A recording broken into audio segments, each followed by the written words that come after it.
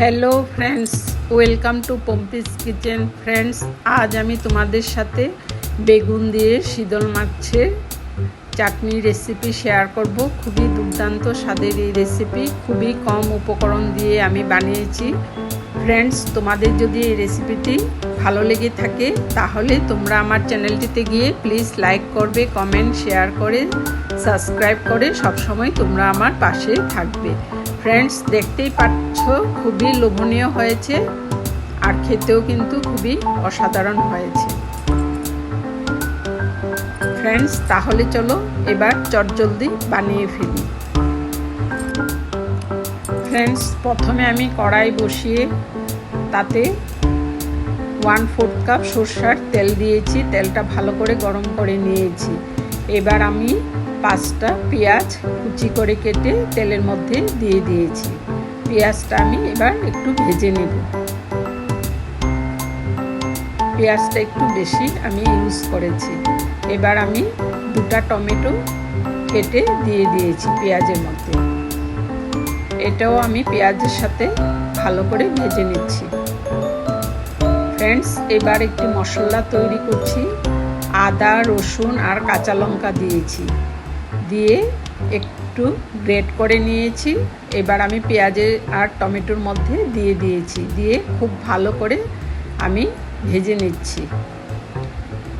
Friends, এবার স্বাদ অনুযায়ী নুন আর সামান্য হলুদের গুঁড়ো দিয়েছি।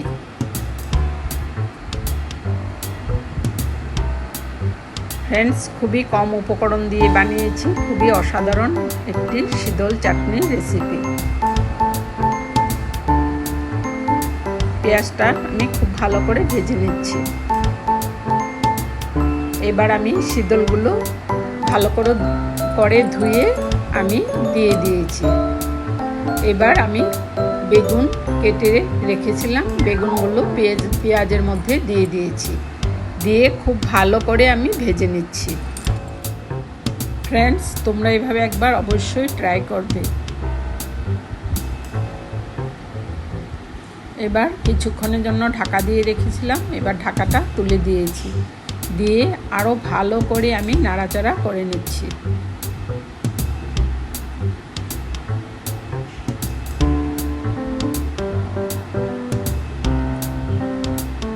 খুব ভালো করে পেঁয়াজ, টমেটো, বেগুনটা আমি ভেজে নিচ্ছি।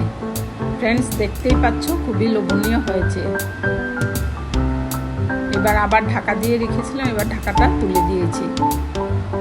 ফ্রেন্ডস, আমার শীতল চাটনির রেসিপি মোটামুটি কমপ্লিট হয়ে গেছে। আমি খুব ভালো করে ভেজে নিচ্ছি।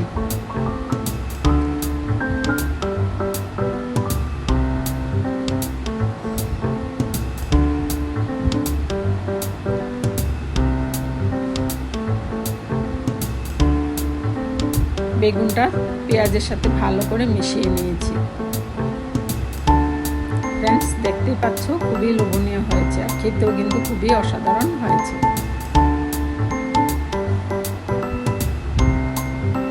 এবার আমি 1/4 টেবিল স্পুন জিরা গুঁড়ো দিয়েছি আর ধনে গুঁড়ো দিয়েছি, দিয়ে আবার ভালো করে মিশিয়ে নিচ্ছি।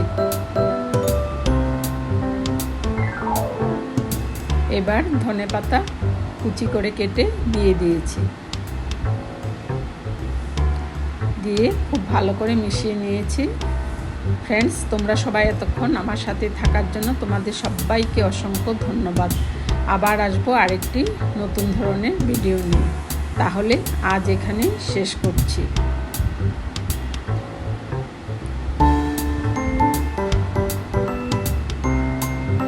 ফ্রেন্ডস, দেখতেই পাচ্ছ এই স্বাদের শীতলের চাটনির রেসিপি। তোমরা অবশ্যই একবার বাড়িতে ট্রাই করবে। বাই।